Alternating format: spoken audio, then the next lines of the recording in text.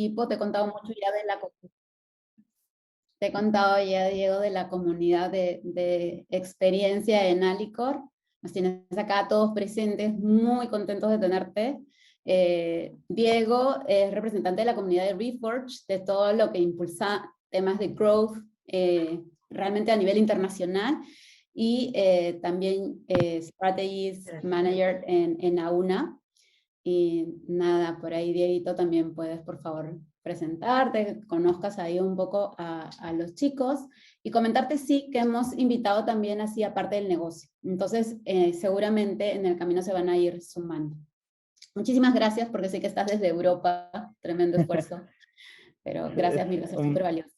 un poco tarde, pero los esperé viendo la Champions, así que no hay problema. Igual, un gustazo estar acá. De hecho, he preparado algunas láminas y un poco la dinámica para la REU, que entiendo es una hora.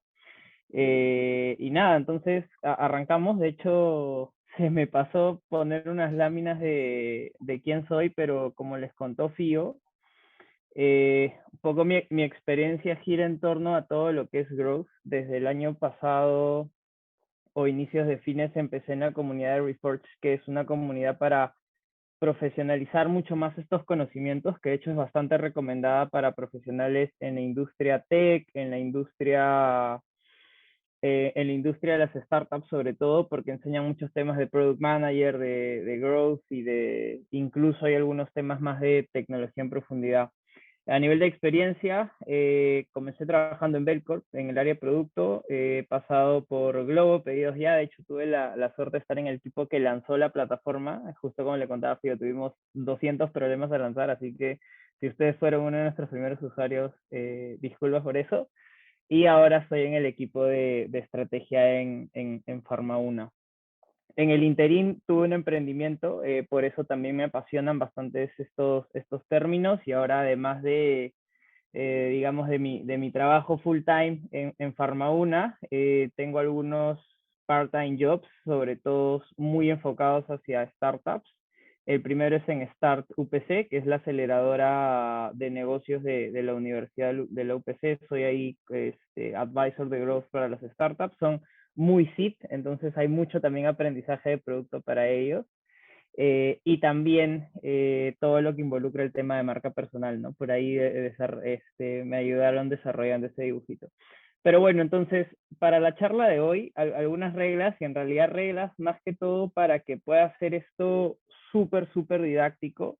La idea es que esta presentación bastante corta sobre qué es growth, súper high level, y nosotros la empezamos a abordar a modo de discusión, a modo de una charla. Consta 20 minutos de esta presentación, 40 minutos de preguntas. A mí me gustaría que, y acá justo están en los siguientes puntos, ¿no? Que sea una conversación, que sea súper fluido, que no tengan miedo en interrumpirme en cualquier momento por si algo no queda claro o por si quieren profundizar más en un tema o si quieren adelantar una pregunta también porque estamos en el momento perfecto. No tengan miedo por interrumpir, creo que eso cero problemas conmigo. Y lo último es no se guarden ninguna pregunta, ¿no? Porque estos temas suelen ser no muy subjetivos, pero sí están bastante abiertos al criterio de cada uno. Entonces, en la medida que todos puedan no guardarse ninguna pregunta, está bien, perfecto, te tomamos la palabra. Ya, genial. Solo un único favor, a veces el chat se me es complicado leer, porque acá no sé qué pasa con el laptop, así que también no tengan miedo en interrumpir con audio. Eh, ¿Cuál es la agenda? Súper corta, es qué es growth, bastante high level como lo abordamos, tres conceptos que son bastante importantes para entenderlo. Primero el tema del growth mindset, que seguro ahí sí he abordado mucho más en otros casos. Data, porque de hecho sin data no hay growth. Y la parte de experimentación y luego el Q&A, que es, para mí es la parte más rica. Entonces, para ir directo a la vena y ser súper conciso, ¿qué es growth? Growth no es esto que nos cuentan de los hacks, estos que nos dicen, oye, del programa de referidos, estos que seguramente el producto les dice, oye, hay que desarrollar una página para que el usuario pueda poner correos y referir a sus amigos, que le regalo tal. No es eso. O sea, growth en general es un proceso para que cualquier empresa pueda crecer de manera sostenida tomando decisiones basadas en datos, basadas y apoyadas en datos, y sobre todo en bastante experimentación, ¿no? O sea, son tres partes, y tres partes importantes que componen este concepto de growth. Uno, que es un proceso, claramente busca crecer, como el nombre en inglés lo dice, pero está basado en experimentación y data. Entonces, si lo pudiéramos resumir, es eso, es un proceso que se nutre de muchísima información que todos los negocios tienen y que están constantemente experimentando para generar más aprendizaje, más data y poder crecer el negocio. Entonces, ¿por qué digo que es un proceso? Y de hecho esto lo tomé la foto del libro de Amazon, porque Amazon encontró el cómo crece, es decir, el proceso mental que siguieron ellos para seguir creciendo, seguir capturando más usuarios, más comercios y cada vez más información de los usuarios, es básicamente ellos reducen sus costos, al reducir sus costos, ellos pueden bajar los precios hacia los usuarios, hacia el usuario final. Se dieron cuenta que bajando los precios mejoran la experiencia del usuario, eso genera mucho más tráfico porque la gente habla de ellos, y si hay más tráfico, van a haber más intención de generar más vendedores. Entonces, si hay más vendedores, Amazon va a tener más información de qué es lo que se vende y va a poder seleccionar esos productos. No sé si han escuchado el caso típico de los pañales, que Amazon factura mucho dinero vendiendo pañales. ¿Por qué? Porque se dieron cuenta con toda la data que tenían que si desarrollaban una marca propia de pañales, por desarrollar ellos una marca con toda la logística que tienen, iban a poder bajar los costos, tener pañales de buena calidad a menor precio, iban a mejorar la experiencia, iban a traer más tráfico y más gente iba a querer vender. Entonces, ese es el proceso que sigue Amazon.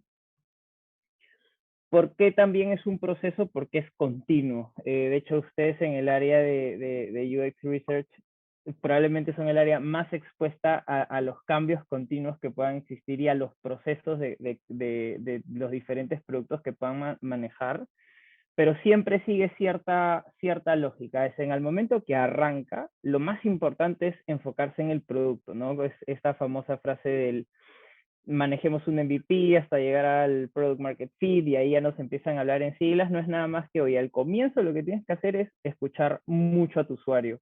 Y ahí es en donde, en mi opinión, y creo que en general en cualquier área de producto, el área de UX es clave para poder definir, oye, cuáles son esos milestones que a nivel de conocimiento del consumidor necesito validar para saber qué tan cerca estoy a nivel de product market fit. Claramente ahí también hay una parte más analítica, más de data, más de producto, pero hay un primer milestone que es, oye, ¿cuál es el problema?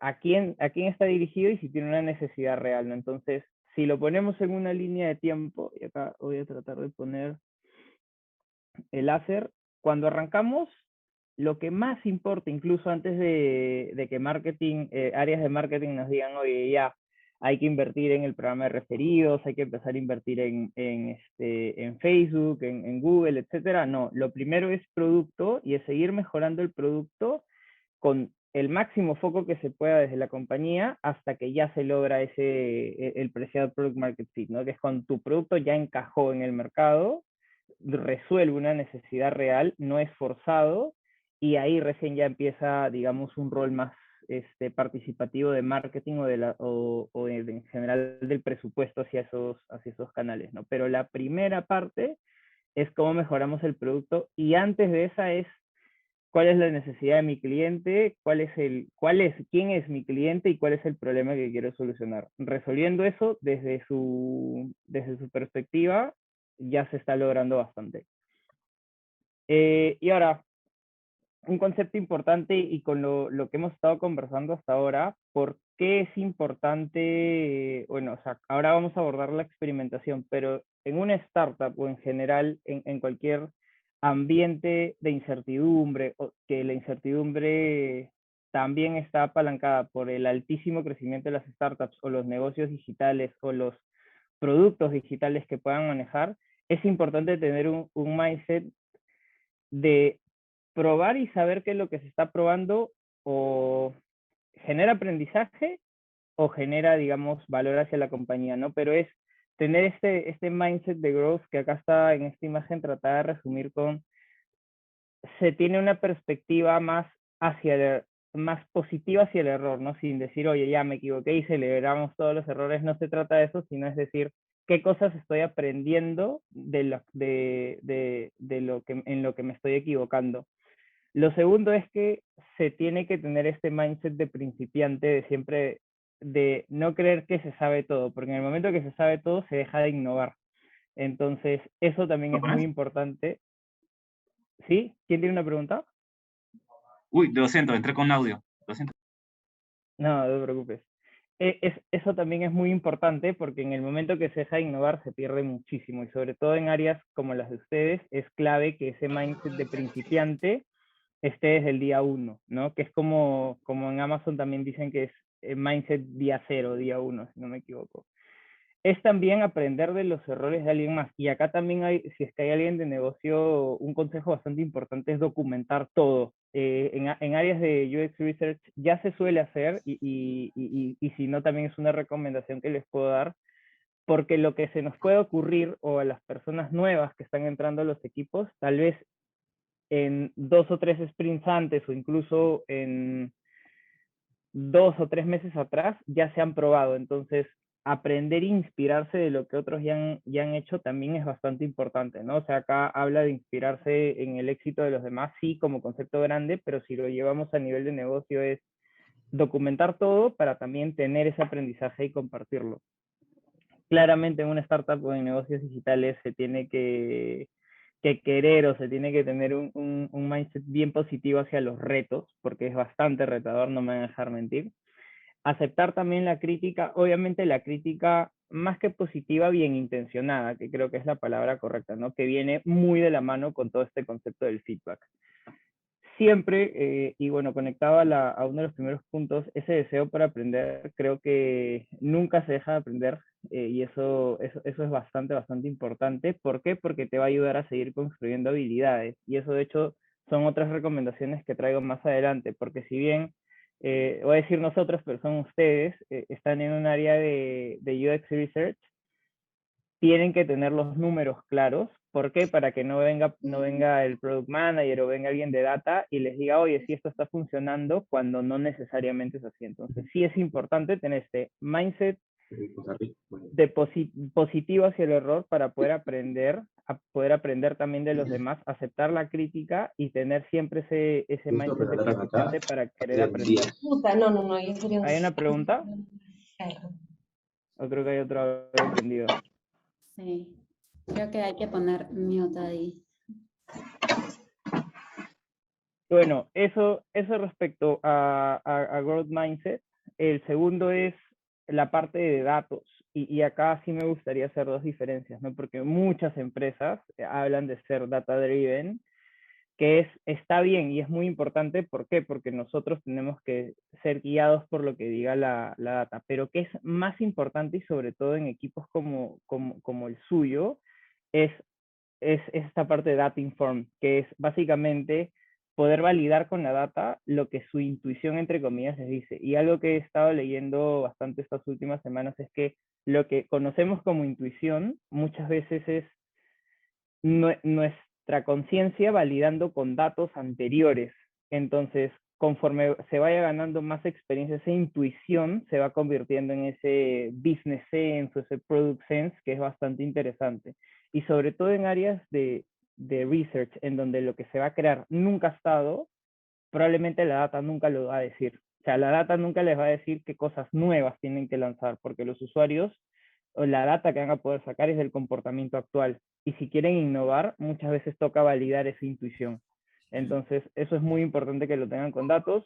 Algunas recomendaciones súper ligeras. La primera es participen de estos espacios dice producto, yo sé que ustedes son parte del área de producto, pero entendamos producto como product management o el product owner, product manager, como trabajen en Alicorp, en cuáles son estas variables de éxito de cada release. Si se va a lanzar una nueva home, ¿cuáles son esas variables de éxito que queremos validar? Oye, reducir el bounce rate en la primera etapa, queremos mejorar el conversion rate hacia la compra directamente, o si vamos a poner las promociones más atractivas primero, esperaría que eso convierta más, ¿no? Entonces, ser partícipe de eso. Obviamente no van a estar en la medición diaria, pero sí es importante que Data les diga, oye, así están viniendo los resultados. ¿Para qué? Para que ustedes puedan ir documentando toda esa información y cuando tengan las sesiones no sea solo como opiniones, sino también se construya sobre cosas fácticas, ¿no? Como que, oye, activamos esto la semana pasada y mejoró la conversión en 2% y simplemente cambiamos la locación del botón. Buenazo. Entonces, ustedes ya con esa información van a poder crear cosas con mucho más sustento y van a poder incluso pasar por menos procesos burocráticos. Lo segundo, que de hecho es una experiencia que a mí me ha pasado como Product Owner, es que siempre se tague esto, tal vez es bastante técnico, pero siempre, si es que no se puede medir, no se va a poder aprender, no se va a poder documentar y no se va a poder compartir nada. Entonces, si es que tecnología al momento de desarrollar la pantalla y convertirlo, o incluso la experiencia completa, no le pone los tags que nosotros en mi vida pasada le decíamos marcaciones, o por algún lugar le dicen tags y demás, si es que no se puede medir, después no van a poder aprender nada del experimento y eso también es clave. Claramente ahí su responsabilidad no es ejecutarlo, sino es presionar para que lo puedan hacer.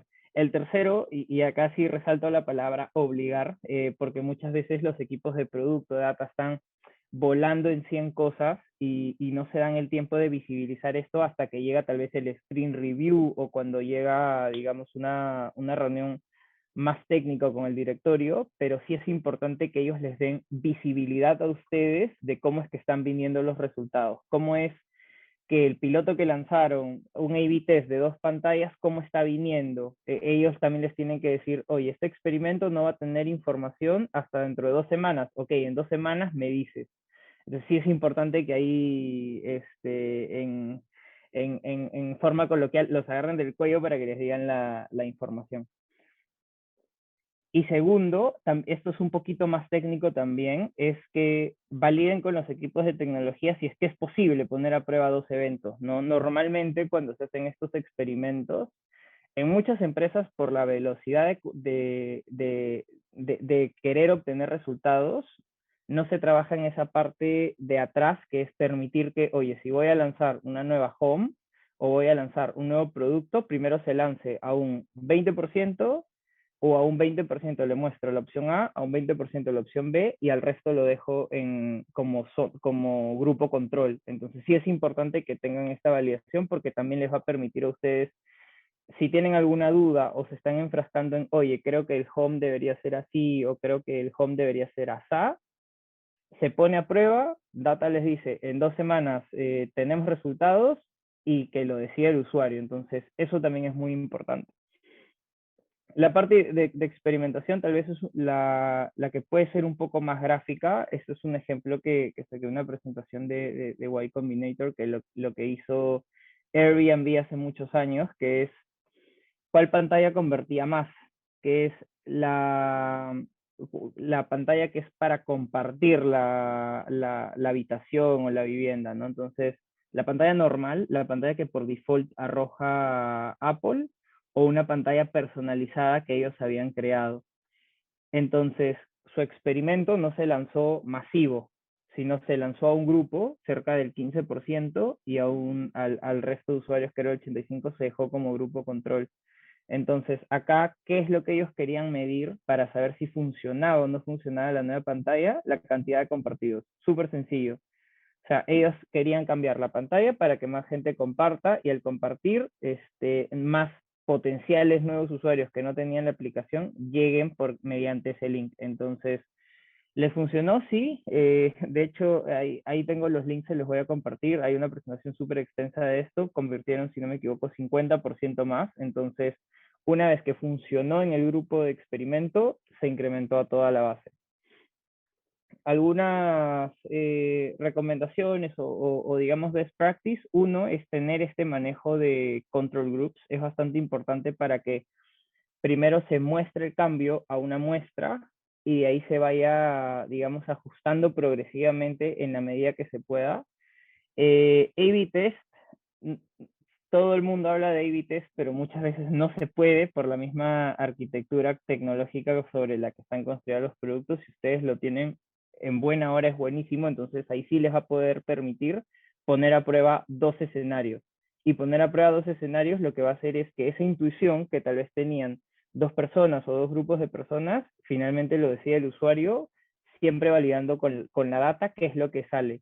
Por ejemplo, en el caso de una pantalla de Add to Cart, de estas pantallas ya para agregar al carrito, ¿no? Que puede ser qué es lo que más pesa, tal vez en el producto que tienen para bodegueros, tal vez no importa tanto el producto, importa más el precio. Entonces, pueden hacer un A/B test poniendo la foto más chiquita y el precio más grande y otra al revés y manteniendo su grupo control estándar. Entonces, y eso ya les va a poder decir qué es lo que está valorando más el usuario.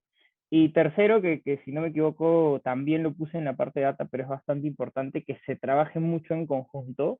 ¿Qué suele pasar? Que esas áreas avanzan a otro ritmo. ¿Por qué? Porque el ritmo de research no es dar resultados todos los días, sino dar algo muy sólido y trabajar sobre eso. Entonces, las áreas de data están dando resultados todos los días. Entonces, sí es importante tener este sync. En mi opinión, es bueno tenerlo una vez por sprint, pero también es bueno a demanda tener este dotted con el equipo de producto de data para que les puedan dar visibilidad de lo que puede estar pasando. Y eso es una breve presentación, que creo que estamos a tiempo con veintitantos minutos. La idea es que podamos conversar full de las preguntas. Si tengo que retroceder a un punto, está. La idea es que esto sea una conversación, así que el espacio también es todo suyo. Hola Diego, ¿qué tal? Te habla Cristian. Hola, Tenía- Cristian. yo tengo algunas preguntas, justo relacionadas al último tema que estabas conversando sobre el A/B testing. Tenía dos preguntas. ¿Cómo definimos este grupo de control? Es la primera pregunta. Y también, ¿cómo defines los indicadores de éxitos de una prueba de A/B testing? Es una buena pregunta. ¿Tú estás en el equipo de data o No, de yo soy Product Designer. design? Ah, buenazo. ¿Cómo se define el control group? Es una pregunta hasta incluso un poco más técnica. Normalmente del 100% de usuarios se define un grupo que no vaya a afectar por, claro, las sinergias que comentabas. Perdón, no vi el mensaje. Sí, sí. Normalmente el control group lo define el equipo de data o incluso el equipo de tecnología. Muchas veces ya hay software que en automático lo hacen. ¿Qué es lo que debe considerar un control group? Que al momento de escalar se pueda mantener. Es decir, y ejemplos, voy a tratar de ser súper simple con el ejemplo, ¿no? Pero si tenemos un 100% de usuarios con niveles socioeconómicos, tal vez 50% A, 30% B y 20% C, la muestra control debe ser lo más parecida a la realidad, para que al momento que se escale, eso suceda, ¿no? ¿Qué es lo que pasa? Que esto cuando ya se analiza con más variables matemáticas, que entra tal vez el ticket, la frecuencia, la geografía y demás, ya eso el equipo de data tiene que formarlo, ¿no? Entonces, esa definición conceptualmente lo que busca es que el grupo control refleje la realidad, porque al escalarlo tienen que ser los resultados lo más parecidos posibles al experimento. ¿Y la segunda cuál era? Perdóname. Sí, no, buenísimo, buenísimo la respuesta. Y los indicadores de éxito, ¿cómo definimos qué indicador vamos a medir? Normalmente siempre hablamos de conversión, ¿no? Pero ¿es el único indicador que hay que tener en cuenta para un A/B testing? No, no es el único indicador y el indicador va a depender en la etapa en la que estén experimentando. Por ejemplo, en el caso de Amazon, ellos cambiaron una pantalla en específico que era la de compartir la habitación. Entonces ahí les importaba mucho el share, la cantidad de shares. Entonces, y a ver un ejemplo. Normalmente, creo que ustedes tienen un marketplace, ¿no? Para poder dar un ejemplo conciso. Pues un marketplace tiene la parte del sorting, que es todos los productos que están, las categorías y demás. Tienen la parte del add to cart, que es, te muestra un producto o varios productos para que agregues al carrito y de ahí, digamos, el inicio del checkout.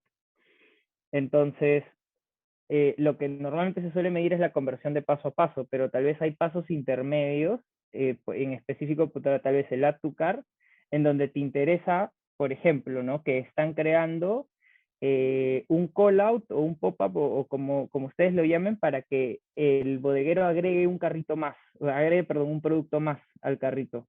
Entonces ahí no importa tanto la conversión, si convierte lo mismo o no, genial. Ahí lo que importaría es cuántos de los usuarios están agregándolo al carrito y finalmente si movió el ticket o no.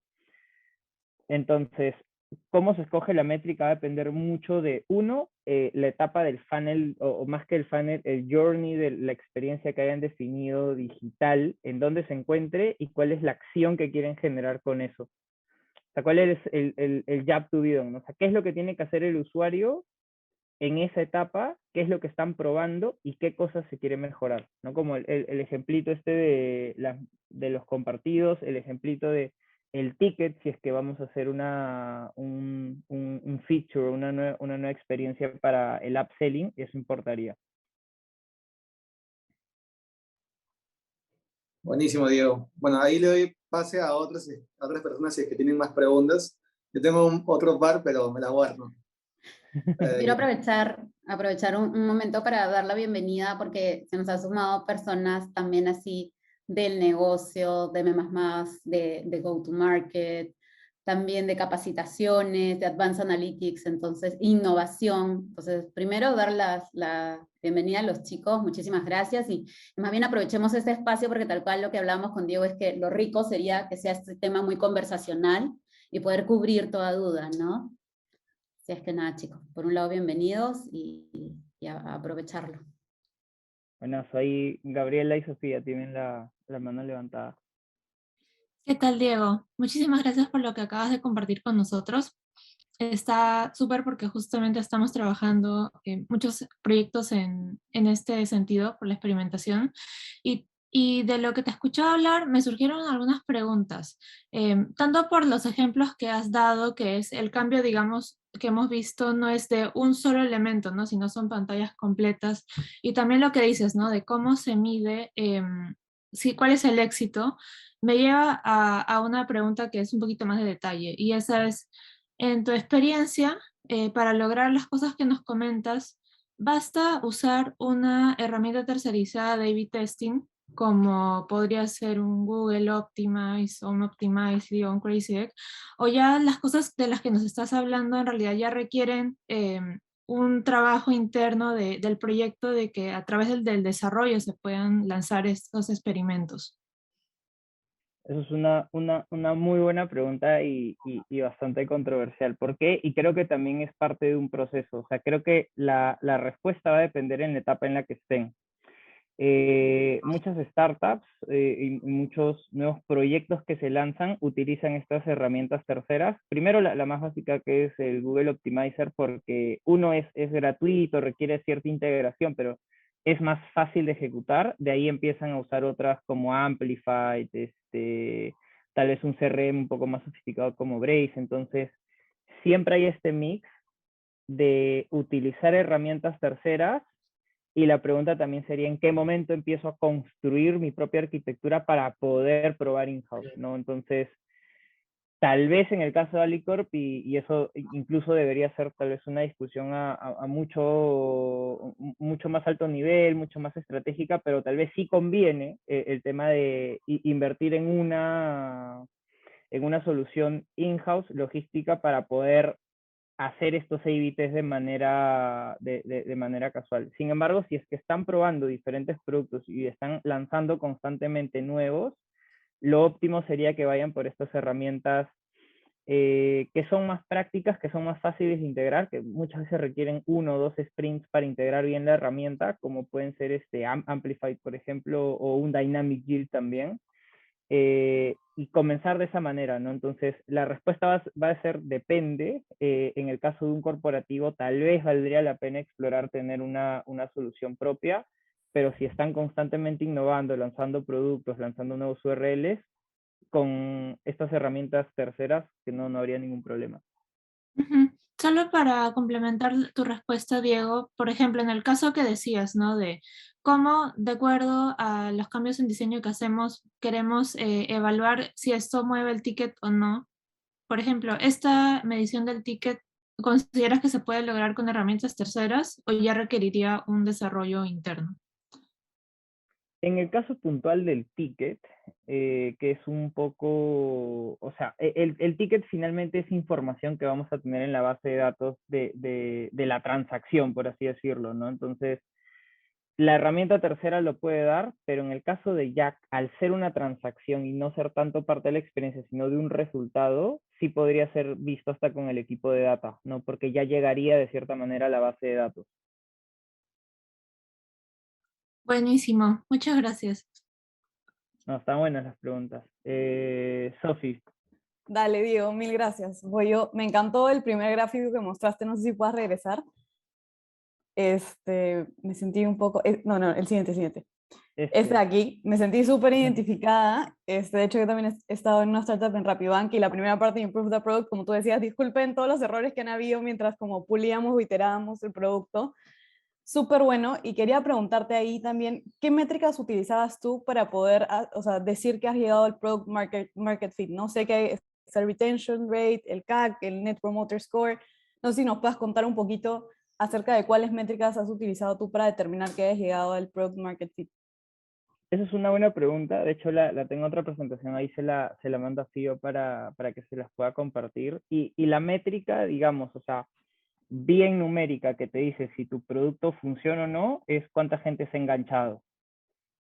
¿No? O sea, si queremos medirlo en una sola métrica es, oye, va a depender mucho del producto. Por ejemplo, un marketplace de bodegueros, ¿cuál es la frecuencia? Esa sería la primera pregunta, ¿no? O sea, siendo directo con la respuesta, Sofi, para mí es la retención, es la variable más importante para ver el product market fit, pero hay pasos previos que tenemos que hacer, ¿no? Primero preguntarnos, oye, ¿cuál es la frecuencia de uso de mi producto? Tal vez en la de bodegueros es mensual, porque el bodeguero se abastece una vez al mes y está.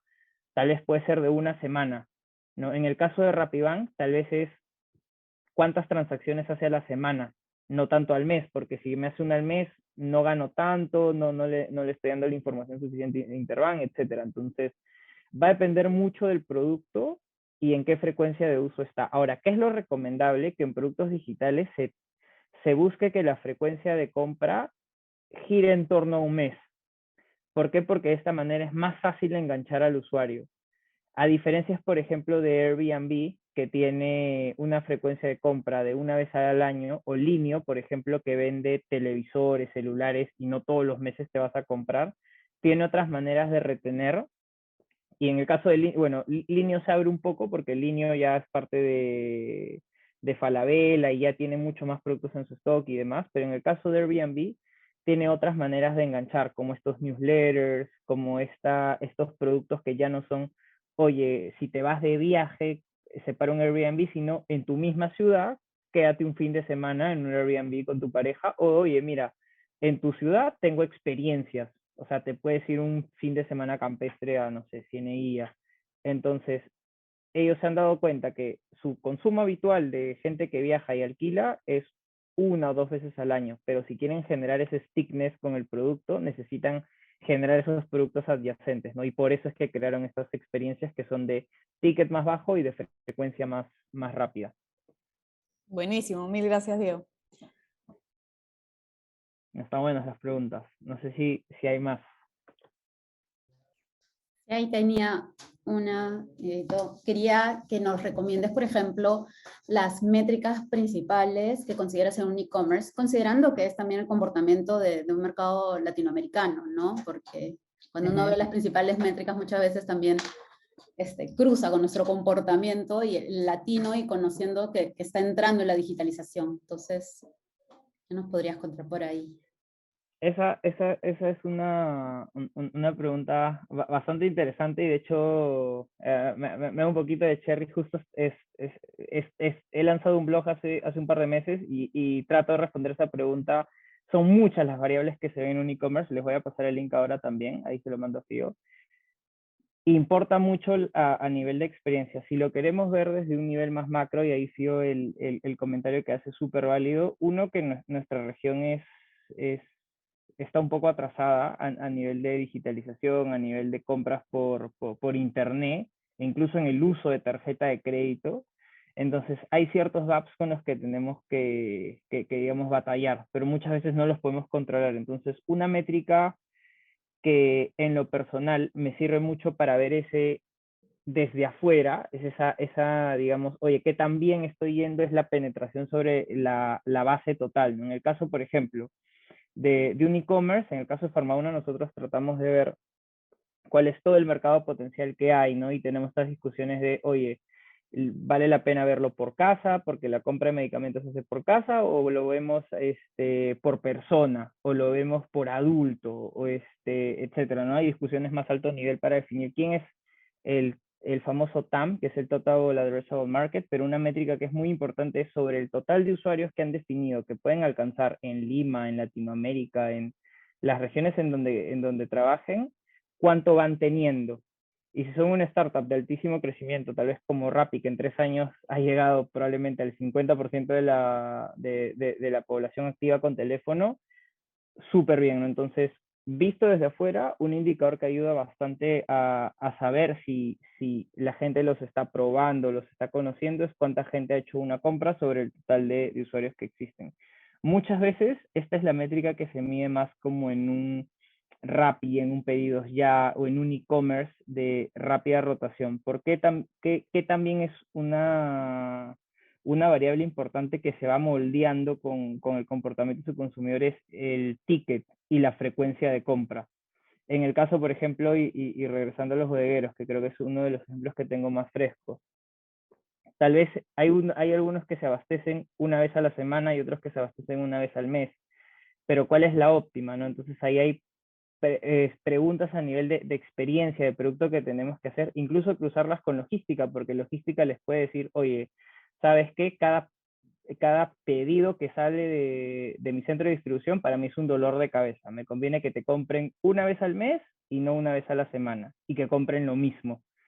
Entonces, ahí también hay decisiones de, ok, entonces la experiencia podría girar a que se estoqueen con un mes, le puedo dar recomendaciones de los productos, si yo ya sé cuándo me compró un producto, sé cuándo se le va a acabar y le puedo recomendar, puedo automatizar, etcétera. Entonces, otro es la frecuencia de compra y el tercero se deriva en el ticket, ¿no? Porque con el ticket también van a saber a cuánto público van a poder llegar.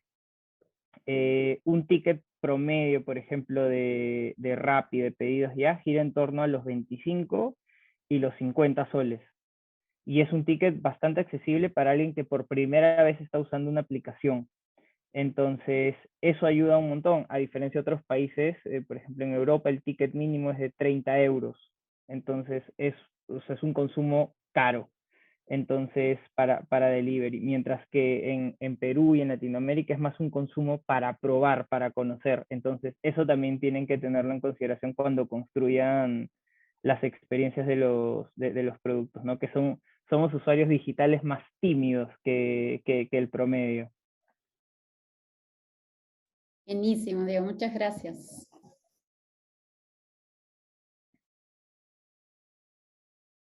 No sé si en el chat hay alguna.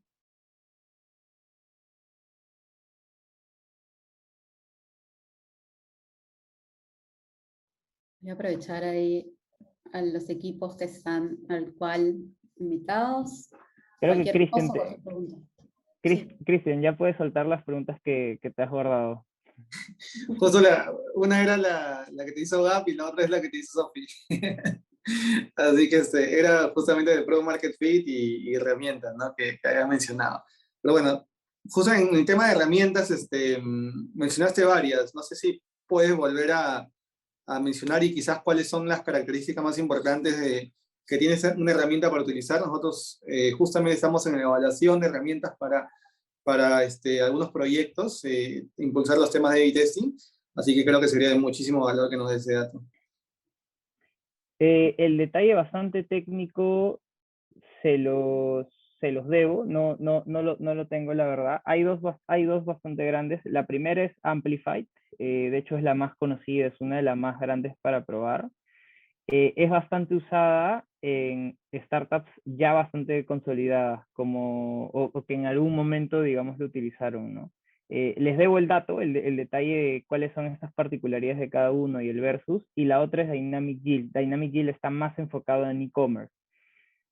Entonces, esa también podría ser interesante que la exploren. De hecho, Dynamic Yield es un motor de personalización propia de la experiencia. Entonces, de hecho, ese lo tengo más fresco porque es con el que yo he visto la negociación para traerlo. Entonces, es uno personalizador de experiencias y ahí mismo te permite A/B test y es totalmente automático, ¿no? Entonces, ellos mismos obviamente hay un proceso de integración, creo que son 3, 4 sprints, dependiendo ahí el foco del equipo, se integra y es súper práctico para poder hacer estos A/B tests. Pero les debo la información. Sería Amplified el que recomendaría tal vez. Mabel, tengo una pregunta. Dinos. Hola Diego, ¿cómo estás? Sí, sí, sí, gracias. Te saluda Mabel Andía. Yo tengo una pregunta y es un tanto diferente a lo que mis compañeros han preguntado, porque así como tenemos activos digitales que son marketplaces, también tenemos otra plataforma, otro activo digital de otra naturaleza. Para ponértelo en simple, es una herramienta que permite registrar información, visualizarla, organizarla y para que los usuarios puedan tomar decisiones. Esta es una solución para el sector acuícola. Y es muy similar a, por ejemplo, un Power BI o un Notion, se podría decir que también son herramientas para registrar información y para luego visualizarla, ¿no? Entonces, mi pregunta era, para este tipo de activos, que ahorita justo estamos trabajando en una etapa temprana de desplegar este producto en el mercado, yo quería saber que, desde tu punto de vista, ¿qué sería lo primero que deberíamos medir, ¿no? Porque estamos en esa etapa súper temprana, no sé, ahí en tu experiencia, de repente con Farmabuna, cuando de repente estaban en esos momentos muy ceros, ¿qué era lo principal que ustedes buscaban hacerle seguimiento, medir en esta etapa súper temprana? No, está súper buena la pregunta. Para tener un poquito más de contexto, el usuario es el mismo trabajador de Alicorp del negocio acuícola de VitaPro. Es un usuario externo, sí, es un usuario externo que trabaja justamente en los campos de acuícolas y él es el que buscamos que registre esa información, que luego la pueda tener ordenada y pueda revisarla para tomar decisiones. Entonces, hay muchos roles que participan en este activo. Pero yo quería saber, o sea, ya hemos tenido ciertos intentos de medir, pero me gustaría como desde las buenas prácticas, ¿por dónde deberíamos empezar? No, no sé ahí si nos puedes ayudar un poco. Me parece bastante interesante y ahí, si el usuario es externo, y ahí, antes de lanzarme, tal vez hacer una recomendación, tal vez es importante entender quién es ese usuario, ¿no? Tal vez ni siquiera tiene teléfono, entonces se le debe facilitar una tablet.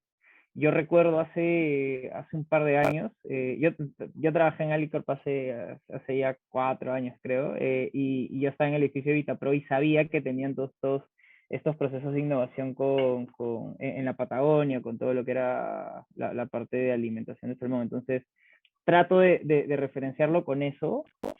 Y, por ejemplo, sí, con la gente que trabajaban ahí, entiendo que el producto sería para que los mismos trabajadores ingresen la información para que se puedan nutrir, alimenten el algoritmo y de ahí puedan visualizarlo en otro lugar, ¿no? ¿Algo así funciona? Sí, sí, son para los Ahí, mismos trabajadores y perfecto. tenemos una versión web y una versión app, ¿no? De hecho, la mayoría tiene web, pero también hay un gran grupo que tiene celulares, claro, no de alta gama, pero también tienen equipos móviles. Claro, yo creo que ahí lo importante, o sea, para medir, yo creo que a ustedes, o sea, lo más importante para ustedes con el producto es que tengan información. Entonces, si el job to be done o la razón de ser del producto es que se tenga información, creo que la métrica más importante es, oye, si en el campo donde voy a hacer el piloto tengo 100 trabajadores, ¿cuántos de los 100 me están usando la plataforma? ¿No? Que es un poquito como hablamos del TAM. No, si me lo están usando solo 20, oye, ¿qué está pasando? ¿Por qué hay un 80% que no lo usa? Si tienen 80% que no lo usa, cuando lo escalen, siempre lo van a escalar con ese gap de 20%. Entonces, la variable que en su caso puntual tal vez recomendaría, igual obviamente ustedes que son los expertos en la vuelta, es cuánta gente lo está usando sobre el total de gente que lo podría usar. Y eso es muy importante porque les va a decir tal vez, oye, si tienen un uso bastante bajito, pueden haber varios problemas, ¿no? Puede ser que a veces no tengan conexión a internet. Entonces lo que necesiten es llenar algo más sencillo, tal vez un form offline o algo que se pueda actualizar tal vez con tablets desde el mismo lugar, como tratar de darle la vuelta ahí, ¿no? Pero la variable que yo vería es cuánta gente lo está usando sobre el total de gente que lo puede usar. Buenísimo, mil gracias, Diego. No, está buena la pregunta, me hizo recordar ahí, Evito, pero... Sí, sí, sí. Ahí justamente es donde tenemos el activo que te preguntaba. Mil gracias. Renato. Sí, ¿qué tal? ¿Qué tal, Diego? ¿Cómo estás? Tengo varias consultas. Ahí te suelto una, ya que no sé si alguien más tenga la manita levantada, pero ya si es que no, me voy con las tres. Eh, la primera es, eh, qué lógica aplicas para determinar el tiempo que le vamos a dar a un A/B? Ya, va a ser, ya, pregunta por pregunta. Esa pregunta es también bastante para el equipo de data. No sé si hay acá se ha sumado alguien del equipo, pero es muy importante, uno, que se tengan datos significativos. O sea, ¿qué quiere decir? De que si van a lanzar un piloto tal vez para 1000 usuarios, van a necesitar, qué sé yo, 500 interacciones, 600 interacciones. Y si esas interacciones las van a lograr en 3 semanas, 3 semanas será el tiempo del experimento. No hay un tiempo fijo, pero el tiempo conceptual que tienen que resolver es el tiempo en el cual van a tener datos significativos. Significativos tiene un significado estadístico un poco más complejo, que es que cumpla ciertos criterios, digamos que el equipo de data es experto, pero básicamente es que sea el tiempo suficiente para que cuando escalen la solución o escalen el A/B, estén seguros que los resultados se van a poder replicar con cierto grado de error, ¿no? Siempre hay un más menos 5%, pero no es que lo van a pilotear una semana y le sale, oye, crecimos 100%, pero ¿qué pasa si esa semana fue estacional? O imagina que esa semana a la competencia se le cayó la web, o esa semana había cyber. Entonces, sí tengan bastante en consideración dos cosas, ¿no? Primero, el periodo de prueba mínimo para tener datos significativos, significancia estadística. Y segundo, tal vez que no se cruce con otro evento importante, ¿no? Sobre todo en estas campañas, digamos, de un e-commerce o de marketplace que son cyber. Ahora, justo que aprovecho en que comentaste lo de las campañas tipo Cyber, Black Friday, etcétera. ¿Es malo lanzar pruebas en esas fechas? ¿Es sesgado? ¿Se considera sesgado eso? No necesariamente, porque si manejas, o sea, con el grupo control, por ejemplo, acá está. Tener un grupo control lo que te va a permitir es no fregarla, como se dice, ¿no? O sea, si tú tienes un grupo control tal vez del 80%, tú vas a hacer cambios en un 20%, y tal vez le vas a mostrar la solución A 10 y la solución B a 10. Entonces, no necesariamente vas a tener esos problemas si es que manejas un buen grupo control, ¿no? O sea, ahora, si el grupo control es tal vez 20% y vas a probar en 40-40, ahí sí puedes tener problemas por la temporada, ¿no? Súper, súper. Mi otra pregunta, más que pregunta esa, era como que recomendación. Ya, en Alicorp ves que tenemos bastantes proyectos, cada proyecto respira una tecnología distinta y a veces hay limitaciones en cuanto a plataformas para medir o para capturar data. Entonces, mi pregunta es, ¿qué recomendarías para aplicativos tipo Android nativo? Para medir, Claro, para medir, hacer pruebas, A/Bs. algo que funciona bastante y es algo que, digamos, sí se suele recomendar bastante en cualquier nivel, es que se estructure muy bien las bases de datos pensando en eso. Entonces, ¿por qué? Porque si es que no se utiliza alguna herramienta o se tienen bastantes productos, bastantes URLs y bastantes herramientas que cada equipo tal vez puede usar, el equipo de Product Management del producto A utiliza Amplitude, el otro utiliza Dynamic Yield, el otro utiliza Google Optimizer. Si es que se tiene una estructura de datos lo suficientemente robusta y estructurada para poder hacer esos análisis ya con el equipo de data, eso ayudaría bastante. O sea, para el caso puntual de Android nativo, también te debo la respuesta. Creo, y acá igual te confirmo por fuera a través de FIO, que estas herramientas que estamos comentando, Dynamic Yield, Braze, Amplitude o el Google Optimizer, ya trabajan ya tienen esa lógica detrás para cada uno de los devices en donde se está mostrando. Entonces, puntualmente para tu pregunta súper específica, me llevo el punto, pero ¿qué es importante? Y dando, digamos, un overview a la pregunta es que si se están probando en distintos lugares, siempre manejen una misma base de datos para que el equipo de Data 1 la pueda tratar, como se dice, la pueda explotar y finalmente la pueda visualizar para que todos los equipos de negocio, de research, la puedan ver, ¿no? Esa sería mi principal recomendación. Y ya estas herramientas, estoy 99% seguro que ya hacen el deploy por detrás de en qué device funciona mejor, ¿no? O sea, es más, es parte de las gráficas que ellos suelen mostrar. Por dónde convierte más, por dónde convierte menos. Perfecto, perfecto. Muchísimas gracias, Diego. Y ahí, una última preguntita. Sorry, Chris, ahí ya con esta ya termino. Si existe un máximo de variables, o sea, sabemos que en un A/B podemos hacer A/B, podemos hacer como que otras pruebas que sean multivariantes. Entonces, mi pregunta es si hay un máximo de tareas o de variantes que podemos hacerles a los usuarios. Yo creo que depende, no hay un tope, se pueden medir todas las que se necesiten y en esa palabra está el truco, porque normalmente no necesitas medir todas.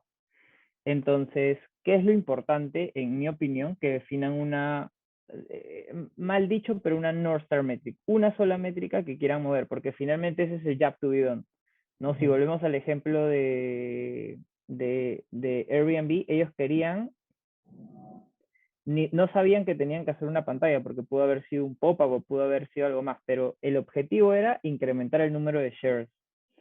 Entonces, incluso ellos ya partían por la métrica que querían mover. Para shares hay otras variables más, como por ejemplo, cuál es el bounce rate antes de esa pantalla. Porque, ¿por qué te interesa medir cuánta gente llega a la pantalla? Porque si no llega, no lo va a ver. Entonces, esa sería una métrica de control que te va a ayudar, ¿no? Pero lo principal al momento de definir estas variables es saber cuál es el job to be done, qué es lo que tiene que hacer tu usuario, qué es lo que quieres que haga y definir una o dos. Normalmente con una ya basta. Y lo que sí puedes tener son tus métricas de apoyo que te pueden ayudar. Oye, ya tal vez, y voy a tratar de hacer una analogía me tosca, pero me comparte más, pero el ticket está bajando. Tal vez está correlacionado, pero o sea, no es causa no hay causalidad. Entonces, sí tener este overview con una o dos métricas y tener unas métricas de control que los puedan ayudar a monitorear, ¿no? Pero lo ideal es ver una, que está bastante relacionada al trabajo que se tiene que hacer. Súper, súper, Diego, muchísimas gracias. Buenazo. Cristian. Nancy, una pregunta más. Has mencionado mucho, Diego, el trabajo con el equipo de data, ¿no? Creo que va a ser bastante indispensable esa sinergia que hay con ese tipo de perfiles. Dentro de tu experiencia, ¿qué tipo de roles de un equipo de data son indispensables para poder hacer growth dentro de un producto, dentro de un proyecto? Esa es una buena pregunta. Y uno, depende del stage en donde estén. Hay equipos que ya necesitan un data lead, varios de data engineers, porque se tiene que trabajar la data por detrás. Pero ¿qué es lo esencial? Y llevándolo a roles, es uno, una persona que la rompa en todo lo que sea analítica de data. Voy a decir tres, porque si hay alguien acá del equipo de data me va a matar si es que no lo menciono. Uno es la persona que pueda construir estos cimientos para que se pueda explotar la información, que es el perfil del ingeniero de datos, el data engineer.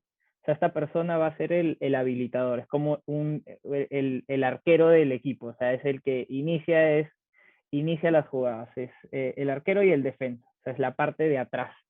Prácticamente muchas veces ni siquiera se le da el crédito suficiente a estos roles, pero es la persona que se encarga de construir lo que el siguiente rol, que es el analista de datos, el data science o la persona que explora la data, tanto de manera, digamos, prescriptiva, que es analizo la data que ya pasó, como que, oye, con la data que tengo, que es la analítica predictiva, ¿no? ¿Qué es lo que podría pasar? Entonces, esta persona también es clave. Este es el que suele ser más conocido, el data science, al que le suelen pedir la información. Y un tercer rol, que también muchas veces lo puede cumplir el data science, es este data translator. ¿Por qué? Porque las personas que trabajan mucho tiempo en data, el lenguaje lo suelen llevar hacia lo que ellos están acostumbrados, que es muchas veces en código y suele ser muy complicado. Entonces hay muchos data science que tienen esa habilidad de comunicación súper buena, que no te van a dar el número, te van a dar el insight, como se dice, ¿no? Pero el tercer rol sería esta persona que te puede hablar en sencillo a todo el mundo, a toda la organización, de qué es lo que está pasando con los resultados, con los números o con, digamos, con los A/B tests, oye, la segmentación es así porque, y el data science te puede decir, sí, hice una segmentación con K-means, un RFM, etcétera, etcétera, etcétera, y el data translator te va a decir, oye, sí, estos son mis segmentos de usuarios, estos son los perfiles y demás. Entonces, creería que con esos tres roles se podría estar tranquilo en un equipo de data en una etapa inicial, ¿no? Buenísimo, Diego. Pero eso es una pregunta, pero es un pedido. Si nos puedes recomendar libros de ahí, también quizás confío, para nuestra biblioteca. Buenísimo. Ahí le paso a Fido. Buenísimo. Y ahí justo comentaba que también tenemos presente a Mari y a Denis, quienes precisamente lideran el equipo de data. Así es que nada, me encanta que vayamos conectando ahí los puntos. Buenísimo. Creo que tenemos espacio para una pregunta más, antes de que me vaya, que es bastante tarde y tengo a mi compañero afuera.